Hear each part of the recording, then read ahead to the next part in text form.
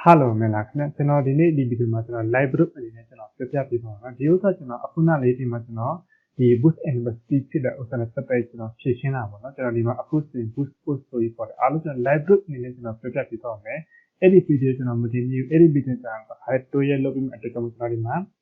Aku nak usah channel di mana siapa yang mana channel di mana solution add account status is visible so itu ada dia usah platform hau bah na channel di mana chat play lebih channel siapa yang mana.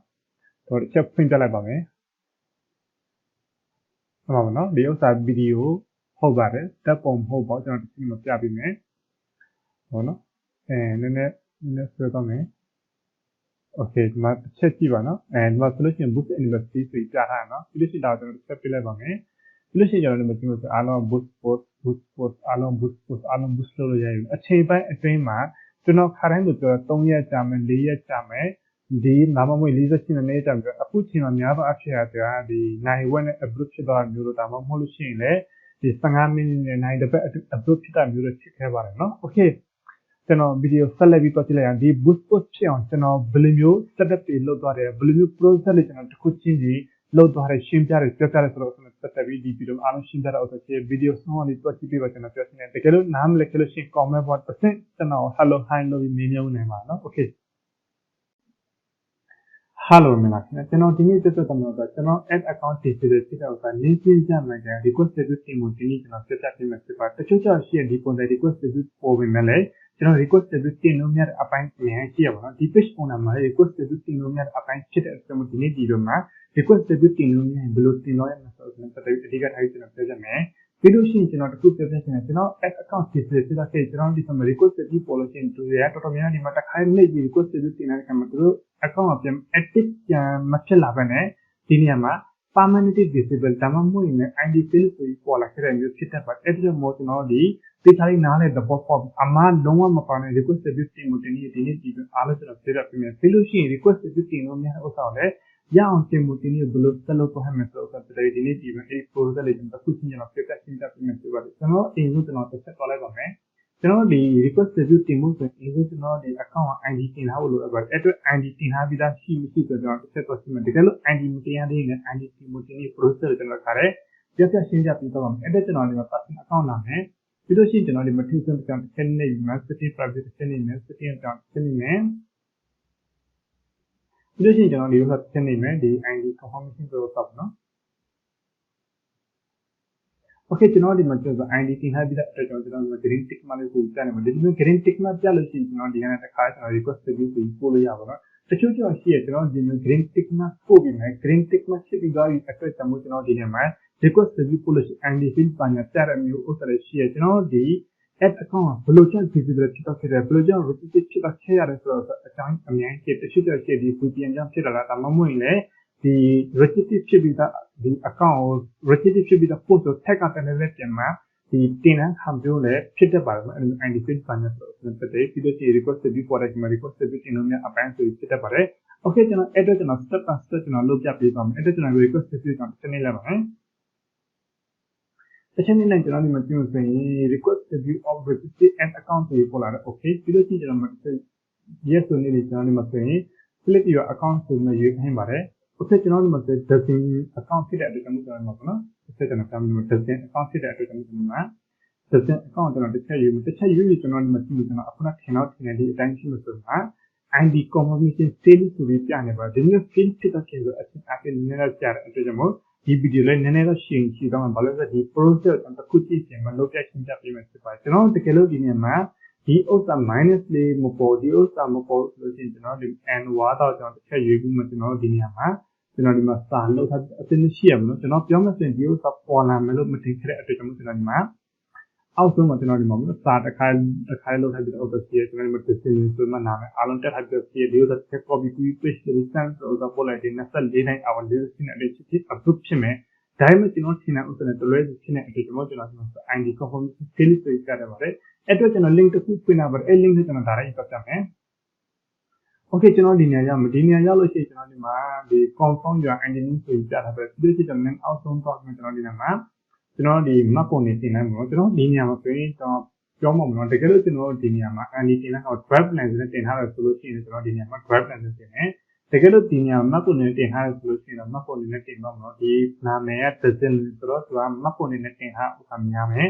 အဲ့တော့ကျွန်တော်ဒီမှာတစ်ချက် choose ပိုင်းကျွန်တော်ရွေးပြီးမှမှတ်ပုံနဲ့ကျွန်တော်ဆက်ထည့်လိုက်မယ်မှတ်ပုံနဲ့ကျွန်တော်အားလုံး check up လုပ်ပြီးမှတ်ပုံနဲ့မှလည်းဒီနာမည်မရှိတဲ့အတွက်ကျွန်တော်ဘာမှ 100% ပေးထားတာပေါ့နော်တကယ်လို့လူကြီးမျိုး page မှာဒီပုံစံတိုင်းရှိနေလူကြီးမျိုး app account မှာဒီပုံစံအတိုင်းရှိနေဆိုကျွန်တော် contact လုပ်ဆွေးနွေးဖို့နိုင်ပါတယ်တကယ် service ပေးဖို့နိုင်ပါတယ်ဒီနေ့မှာခဏလေးဆောင်းမယ်ကျွန်တော်ဒီနေ့မှာညနေပိုင်းဆိုထုံးစံနိုင်မယ် internet ကနည်းနည်းနေကုန်ဖြစ်တယ်ကျွန်တော် wifi နည်းနည်း down ဖြစ်တယ်ပေါ့ညနေပိုင်းနေ့လည်းတော့အရန်ကိုမြောက်လို့ပြေးတယ်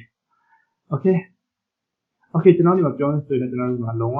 upload ဖြစ်တော့ဖြစ်ပြီဆိုကျွန်တော်လည်း send ဆို post လိုက်မယ် okay send တော့ support this for not submit ဆိုတခြားဥစ္စာကျွန်တော်လုပ်ဖို့လိုအပ်နေပေါ့ကျွန်တော်ဒီ account register လုပ်ဖို့လိုအပ်နေပါတယ်နည်းနည်း video ရှင်းတန်းကြည့်ခံပေးကြပါဒီတော့တစ်ချက် right click ထောက်မယ်just tab အတစ်ဖွင့်လိုက်မှာနော် okay ကျွန်တော် tab အတစ်ဖွင့်ဒီပုံနဲ့ပေါ်လိုက်ဒီပုံနဲ့ပေါ်လိုက်ကျွန်တော်ဒီမှာအားလုံးဖတ်တော့ရဖတ်တော့ပြီးတော့ကျွန်တော်ဒီမှာ get start ဆိုတော့ရှင်းမလို့ကျွန်တော်ဒီမှာတစ်ချက်ထောက်လိုက်မယ်မိဖြစ်တော့ပြပါဒီဥစ္စာဒီ get start ကျွန်တော်တစ်ချက်နေတော့ရမယ် okay ကျွန်တော်ဒီပုံနဲ့ပေါ်လိုက်မယ်ဒီပုံနဲ့ပေါ်လိုက်ရှိရင်ကျွန်တော်ဒီမှာ register လုပ်ဖို့အတွက်ကျွန်တော်ဒီမှာcontinue ဆိုတော့ကျွန်တော် select ပြီးနေပြန်ဒီမှာဆိုကျွန်တော်ပထမ step အနေနဲ့ကျွန်တော်လုပ်ဒီမှာ register လုပ်ထားပဲရှိရဒုတိယ step အနေနဲ့ကျွန်တော် content info ကျွန်တော်တစ်ချက်ပြရမယ်ပြီးလို့ရှိရင်တတိယအနေနဲ့ about you ဆိုဆက်လာမှာနော်ဒီ step 3ခုကျွန်တော်တစ်ဆင့်ကျွန်တော်လုပ်ပြမယ်အဲ့ကျွန်တော် continue ကျွန်တော်တစ်ချက်နေသွားလိုက်ပါမယ်ဒီမှာ rotate ဖြစ်နေတယ်ပြီးလို့ရှိရင်ကျွန်တော်ဒီ email မှာနော် okay right man ပါတယ်ဒီ account owner နဲ့ကျွန်တော်ဒီ email နဲ့ password ပေးရဆိုအားလုံးကျွန်တော်ကြည့်ရဒီ continue email ဆိုကျွန်တော်တစ်ချက်နေလိုက်မယ်ပြီးလို့ရှိရင်ကျွန်တော်ဒီမှာဆိုလို့ရှိရင် department analysis student ဝါသာကျွန်တော်ဒီဥစ္စာဘယ်ဥစ္စာကိုနဲ့တက်ဆိုင်မတက်ဆိုင်ဥစ္စာနဲ့ရွေးပြီးတော့ပါကျွန်တော်ဒီမှာဆိုလို့ရှိရင်multi ad ကျွန်တော်လုပ်လို့ရတယ် multi ad ဆိုတာကျွန်တော်ဒီ ad အများကြီးပွားပြီးကျွန်တော်အလုပ်လုပ်ရတယ်ကျွန်တော်ဒီဥစ္စာဆို marketing နဲ့တက်ဆိုင်တဲ့အတွက်ကျွန်တော် marketing ကျွန်တော်တစ်ချက်ပဲဥစ္စာလုပ်ပြလိုက်ပါမယ်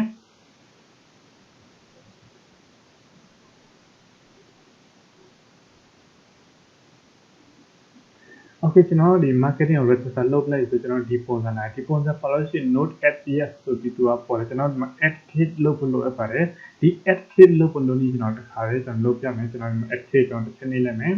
ပြီးလို့ရှိရင်ကျွန်တော်ဒီပုံစံပေါ်လာမယ်ဒီပုံစံပေါ်လာရှိရင်ကျွန်တော် non ကိုတစ်ချက်နေတော့ရတယ်ဒါမှမဟုတ် wall plus ကိုပေါ်လိုက်ရတယ်ဒါမှမဟုတ်ကျွန်တော်ဆို business နဲ့တက်ဆိုင်တဲ့ကျွန်တော် business ကျွန်တော်တစ်ချက်နေမယ် next level ကျွန်တော်ပေါ်မယ်ပြီးလို့ရှိရင်ကျွန်တော်ဒီနာမည်တစ်ခုပြရမှာနာမည်ကျွန်တော်ဒီဥစ္စာပဲပြလိုက်ပါမယ်အဆင်ပြေမလားမသိဘူးအဆင်ပြေပါသေးတော့နောက်ဆုံးက T ကိုဖြတ်မယ် T အကြီးထည့်ပြီးဒီလိုလေးဆိုပို့ပြီးအဆင်ပြေတော့ပြပါနော်ဒီလိုဆိုလို့ရှိရင်အဆင်ပြေမယ် create app ဆိုတော့တစ်ချက်လေးပြလိုက်ပါမယ်ဒီလိုရှိရင်ကျွန်တော်ဒီ personal Facebook account ရဲ့ password ကျွန်တော်ရိုက်ထည့်ပြီးမှ submit ဆိုတော့ပို့လိုက်မယ်ဒီလိုရှိရင် save ဆိုတော့နည်းလိုက်ပါမယ်ဒီမှာဆိုနေ routine ဖြစ်နေပါညနေပိုင်းနည်းနည်းလေး internet နေပြီးဖြစ်တယ် okay ပြောရင် internet ကောင်းလာပြီ okay ကျွန်တော်ဒီပုံစံဖြစ်လိုက်ပြီကျွန်တော်ဒီမှာဆို register လုပ်လိုက်တယ်လို့ကျွန်တော် app ID ပေးပေါ်လာပါတော့ဒီ app ID group လုပ်ပြီးထားတော့ group လို့ရတယ်ပြီးလို့ရှိရင်ကျွန်တော်ဒီနေရာမှာဘယ်ဥစ္စာနဲ့ပတ်သက်ကျွန်တော် setup လုပ်တော့ရှင်တယ်ကိုကဘယ်ဥစ္စာချိုက်လဲဆိုတော့ပတ်သက်ကျွန်တော်ဒီမှာအများကြီး setup လုပ်တော့ကျွန်တော်ဒီဥစ္စာကျွန်တော် setup လုပ်ဖို့တော့မဟုတ်အဓိကကျွန်တော်ဒီ register လုပ်ပြီးမှကျွန်တော်ဒီနေရာမှာတော့တစ်ချက် topic မှာတင်ရအောင်နော် okay ပြီးလို့ရှိရင်ကျွန်တော်အခုနကကျွန်တော်တင်ထားပြီးတော့ရှိရဆို send ဆိုတော့ပို့လိုက်ပါမယ်ပို့လိုက်ရင်ကျွန်တော်ဒီမှာနည်းနည်း routine ဖြစ်နေနည်းနည်းစောင့်ပေးပါဒီဗီဒီယိုလူအများကြီးကိုရအောင်အားလုံး sharing လုပ်ပေးပါလို့ကျွန်တော်ပြောချင်တယ်။အခြားလူတွေဒီပုံစံအတိုင်း issue ဖြစ်တဲ့ရှင်ဒီဗီဒီယိုကြည့်မှသူတို့ကိုယ်တိုင်ဖြေရှင်းလို့ရအောင်နော်။ Okay ကျွန်တော်အခုနက submit ဖို့လို့မြင်အခုဆိုကျွန်တော်ဒီ form submit successfully ဆိုပြီးပေါ်လာတယ်။ကျွန်တော်ဒီမှာ ID document successfully submit ဆိုပြီးပေါ်လာဒါကြောင့် Facebook team က review တဲ့ရောက်တော့ okay ကျွန်တော်ဒီနေ့ဘယ်ပုံစံပေါ်လာမလဲဆိုတော့ကျွန်တော်ကျွန်တော်ပြပေးမယ်။ကျွန်တော်ဒီမှာဆိုလို့ရှိရင်ပေါ့ကျွန်တော်ဒီပို့လိုက်ဆိုတော့ဒီပေါ်နဲ့ဖြစ်တယ်ပြီးလို့ရှိရင်ကျွန်တော်ဒီမှာ status တွေပေါ်တယ်ပြီးလို့ရှိရင်ကျွန်တော် in review ဆိုပြီးပေါ်တာပေါ့နော်ကျွန်တော်ဒီမှာ review ထဲကိုရောက်နေပါတယ်ဒါဆိုသူဒီ check out လုပ်ပြီးကျွန်တော်တစ်ချက်မှာ email နဲ့တစ်ဆင့်ဖြစ်စေဒါမှမဟုတ် Facebook support တစ်ဆင့်ဖြစ်စေကျွန်တော်အကြောင်းကြားမယ်အဲ့ဒီအကြောင်းကြားလို့ရှိရင်ကျွန်တော်ကန်တစ်ဆင့်ကျွန်တော် request တွေတော့တင်လာလို့ရှိရင်24နဲ့ 48နဲ့အတွင်းတစ်ခါ approve ဖြစ်တော့မယ်ဗီဒီယိုတော့ကျွန်တော်တစ်ခါ test လုပ်မှာတော့မပြတော့ဒီ separate လုပ်ပြီးကျွန်တော်ပြပေးမှာအခုတော့မပဲဒီဗီဒီယိုကဒီအချိန်ကတော်တော်လေးဖြစ်နေပြီကျွန်တော်ရှင်းပြလို့ရှိနေပြီပေါ့နော် okay ဒါတစ်ချက် page မှာနောက်တစ်နေ့ကျွန်တော် edit ပို့ link ရှိအဲ့ link ကိုကျွန်တော် edit ပို့ပြီးတော့ညီကုန်းထုတ်ပြလိုက်ပါမယ် okay ကျွန်တော် link ကိုဖွင့်နေဒီနေရာရောက်လာပြီဒီနေရာရောက်လာလို့ရှိရင်ကျွန်တော်ဒီမှာတစ်ချက်ရေးလိုက်မယ်ဆိုလို့ရှိရင် add account setting ကိုတစ်ချက်ရေးကြည့်လိုက်မယ်တစ်ချက်ရေးကြည့်လို့ရှိရင် add account ဆိုပေါ်လာပါမရအောင်ဆိုရင် adability ad manager ပြီးလို့ရှိရင်ကျွန်တော်ဒီအောက်မှာ address policy ဆိုတဲ့ရေးပြီးမှဒီနေ့ digital account ဖြစ်တဲ့အကြောင်း digital account ရေးမယ်ပြီးလို့ရှိရင်ကျွန်တော်ဒီဘက်မှာခုနကတော့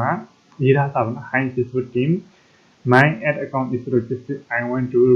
run my ATS and I want to reopen my ad account please do as soon as possible ဖြစ်နိုင်အများဆုံးအတန်းနိုင်ဆုံး I have not done any with the permission ကျွန်တော်ကလုံးဝမပြီးသေးတဲ့လူပညာနဲ့အစနဲ့ပတ်သက်ပြီး please review my account and edit thank you my ad ID ပြီးလို့ရှိရင်ကျွန်တော်ဒီမှာနာမည်ထည့်တော့ copy ကူးပြီးမှ okay on pass ကိုကြွားပဲအဲ့တော့ကျွန်တော် second shot ကျွန်တော်အဲ့လို second shot တော့ဆွဲလိုက်ရမယ်ကျွန်တော်ဆွဲထားတဲ့မျိုးရဲ့အတွက်ကျွန်တော်ဒီမှာ snap to ကျွန်တော်ဆက်ဖွင့်ပြီးတော့ဒီကျွန်တော်ဒီကိုပါဘူးဒီမှာကျွန်တော်ဒီအပြည့်ကျွန်တော်ဆွဲတာမျိုးကျွန်တော်ဒီလောက်ဆွဲနေရတယ်တကယ်လို့ကျွန်တော်ဒီဥစ္စာမှာကျွန်တော်ဒီမှာ add id ပါတဲ့အတွက်ကျွန်တော်ဒီလောက်ဆွဲတာတကယ် add id ပါလို့ကျွန်တော်ဒီအပေါ်ကဒီ URL link အပါကျွန်တော်ဆွဲရပါတယ်ပြီးလို့ရှိရင်ဒါကိုကျွန်တော်တစ်ချက်နားမယ်ပေးလိုက်ပါမယ်သူဆက်စင်ဆိုတော့ TA နဲ့စပေးမယ် TA ပါနော်ကျွန်တော်မှတ်ရလွယ်အောင်ဆိုမှစစ်လုံးမယ်ပြီးလို့ရှိရင်ကျွန်တော်ခဏပြန်လာမယ်ပြီးလို့ရှိရင်ဒီမှာအဲ့ဒါကိုကျွန်တော်တစ်ချက်ပြန်ထည့်မယ် TA ပါနော်မှာလေ awesome photo okay ကျွန်တော်ဒီ TEA open okay ကျွန်တော်ဒီပေါ်မှာဖြစ်လိုက်ဆိုကျွန်တော်ဒီမှာ scientific test ဆိုပြီးကျွန်တော်ပို့လိုက်ပါဒီလိုပို့လိုက်ပြီးကျွန်တော်ဒီမှာ thanks for helping us at info ဆိုပြီးပေါ်လာဒီပေါ်မှာပို့လိုက်ရင်ကျွန်တော်ဒီ system team တွေရောက်တာဖြစ်ပြီးဆိုလို့ရှိရင် system team မှာ review လုပ်ပြီးကျွန်တော်ဖြစ်တဲ့အကြောင်းပြတာအဲ့ဒီအကြောင်းပြန်လာပြီးကျွန်တော် request တွေနေပြီးကျွန်တော်တို့ဒီကျွန်တော်ဒီ request တွေတစ်ချက်နေပြီးကျွန်တော်ဒီက system ကျွန်တော်ဖြစ်ချင်းဒီ top ပို့လို့ရပါဘူးเนาะအခုကျွန်တော်ဒီ science လိုက်မယ်ဒါပေမဲ့အခုတော့မင်းရတယ်ကျွန်တော်ယုံကြည်တယ်ဘာလို့ဆိုကျွန်တော်အခုမှတည်း second time ရှိသေးကျွန်တော် top ပို့တာပါเนาะokay မင်းရတယ်เนาะ okay ကျွန်တော်အဲ့အတွက်ကျွန်တော်အချိန်ပြည့်24နိုင် hour 48နိုင်အတွက်ကျွန်တော်စောင့်ပြမယ် okay ပြီးလို့ရှိရင်ကျွန်တော်ဒီမှာပြင်ဆိုရင်ဒီ page မှာ page setting အနေနဲ့ invest အနေနဲ့ကျွန်တော်စကားပြောပါမယ်လုံးဝအများကြီးတော့ပြောမသွားလုံးဝဒီပါလေးကျွန်တော်ပြောတော့ကျွန်တော်ဒီမှာကျိုးဒီ account ဖွင့်ထားတော့ဘယ်လောက်ရှိတော့တစ်ချက်ရှိမှဆိုတော့ August 29 2020လုံးဖွင့်ထားတယ်ပြီးလို့ရှိရင်ဒီ page မှာဆို create URL မှာ URL link ထည့်ထားပါ URL link ထည့်ဖို့ ACA ဒီတူတယောက်ကဒီလူချင်းမင်းရဲ့ page ကို link ပို့ပြီးတော့ဘာညာဆိုလို့ရှိရင်ကျွန်တော်ဒီက link ကို copy ကူးပြီးပို့မယ် link အများကြီးဖြစ်တယ်အဲ့လိုပို့လို့ရှိရင်ကြည့်လို့မလားဘူး Facebook ကလည်း suggest မလို့တူတယောက်ဒီလို link ပို့လို့ရှိရင်ကျွန်တော် page ကိုတိုင်ကအခြားနေရာမှာ sharing လုပ်တယ်ဆိုပြီးထိရောက်ပါအဲ့တော့ကျွန်တော်ဒီနေရာမှာဒီ create username လုပ်ပြီးအဲ့ဒီ username ကိုပို့လို့ရှိရင်ကြိုက်လို့လူကိုပို့လို့ရှိရင် sharing လုပ်တယ်လို့မပြောပါအဲ့တော့ကျွန်တော်ဒီ Facebook တင်ချပြတာဥစ္စာကျွန်တော်တော့ပို့လို့ရှိရင်မအောင်ဖြစ်ဒါမှမဟုတ်တစ်စိတ်တည်းဒီကနေဒီ copy ကူးမှာ copy ကူးပြီးမှသူအခြားနေရာတော့ပို့လို့ရှိရင်ကြာခါပေါင်းများရင်သူ page ကိုအနည်းဖြစ်တာမျိုးတော့အဝါဖြစ်တော့ကြတယ် partner မှာအနည်းဖြစ်တော့အနည်းဖြစ်တတ်ပါတယ် okay ဒီနေ့ဒီလိုပဲအားလုံးကျွန်တော်ကြည့်ချင်ပါတယ်ဒီ ad quality ပြန်ကောင်းတဲ့အချိန်ကြလို့ရှိရင်ကျွန်တော်ပြန်မှာဒီ screenshot လေးနဲ့ကျွန်တော်တွဲပြီးမှ live group အနေနဲ့ကျွန်တော်တင်ပြီးတော့ access ရအခြားအဆော live group ပဲကျွန်တော်ရဲ့ channel ကျွန်တော်ရဲ့ဒီ page အများကြီးရှိပါเนาะ okay ဒီနေ့မှာ advanced tip အနေနဲ့ကျွန်တော်ပြော request service ဆို access ရကျွန်တော်ဒီ ID field ဖြစ်တဲ့ဆိုကျွန်တော် request service လို့ follow မရဘူးကျွန်တော်ဒီအနည်းဆက်လုပ်ကြတယ် okay ဒီနေ့ဒီ blog အားလုံးကျွန်တော်ကျေးဇူးတင်ပါတယ်